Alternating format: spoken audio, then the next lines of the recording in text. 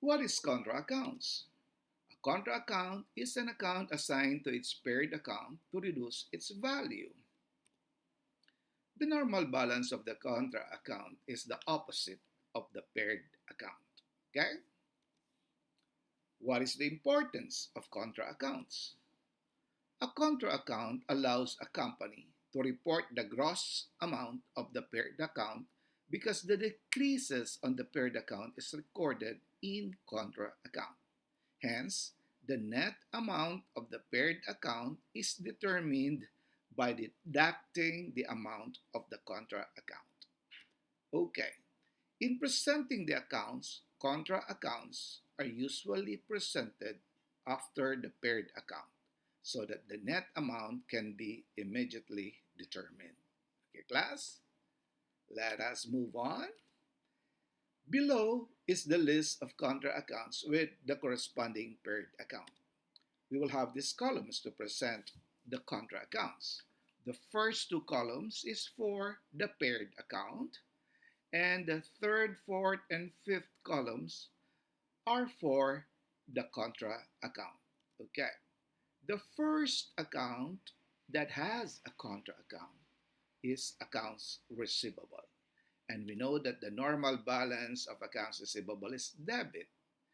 So the contra account of accounts receivable is allowance for doubtful accounts. Some companies are using a different name, which is allowance for bad debts. But these two accounts are the same. Okay? They are synonymous. So the normal balance of the contra account is credit. So what is the purpose of the contra account? The purpose is to record the estimated amounts of accounts receivable that will not be collected. Okay? So if the company reviewed that there are certain receivables that could no longer be collected because of certain reason, like the customer has already passed away or already went to a different place, so it will be difficult for the business to collect that account. So to reduce the value of accounts receivable, to properly present the value of the accounts receivable, then the company should record the estimated amount of accounts receivable that will not be collected through its contra account. Okay? Next, contra accounts. All non-current assets have contra account. Okay?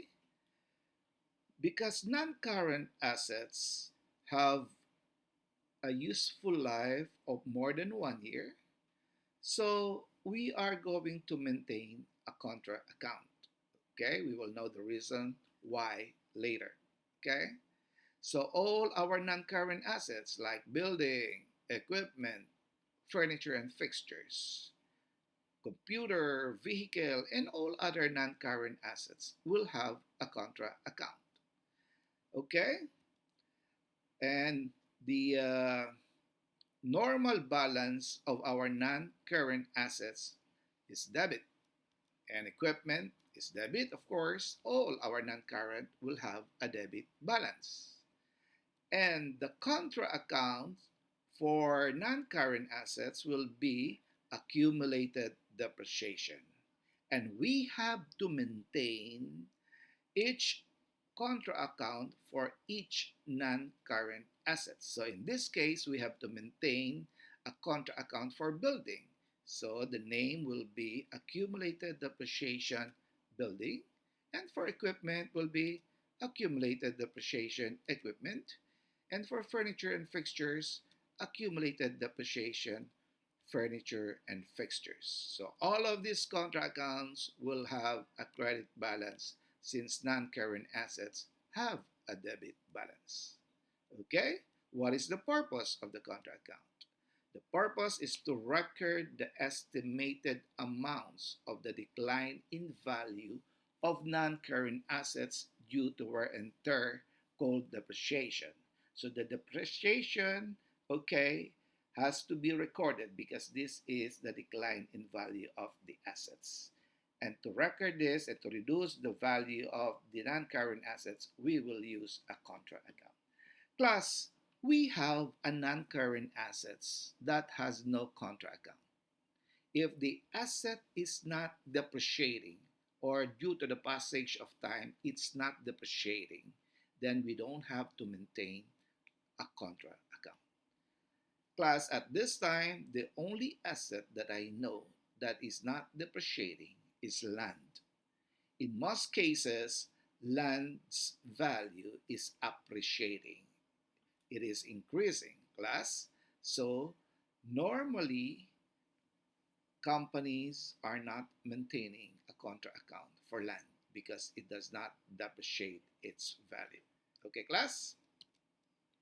Let us move on. Now let us present the paired accounts with the corresponding contra accounts in the accounting equation. Okay, again, contra account.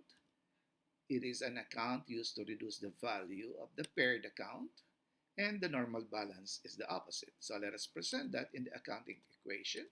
So current assets, cash, we don't have any contra account. Accounts receivable, that's where we have contra account, and the contra account is allowance for doubtful accounts. So allowance for doubtful accounts would have a credit balance. And for office supplies, no contra account. Prepaid insurance, no contra account. And for non-current assets, all our non-current assets will have a contra account. Okay?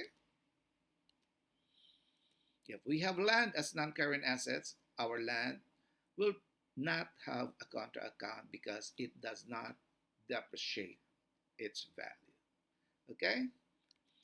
And for liabilities, we don't have any contra account. For equity, our contra account is owner's drawing. Okay? Okay, class. So now let us proceed. And in this, we will present how are we going to determine the value of accounts with contra account. How can we present them?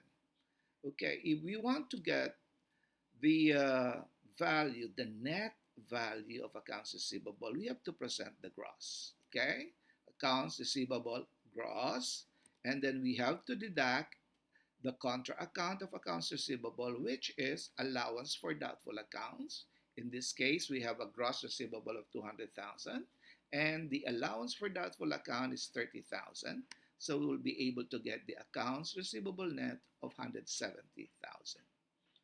For non-current assets, same thing.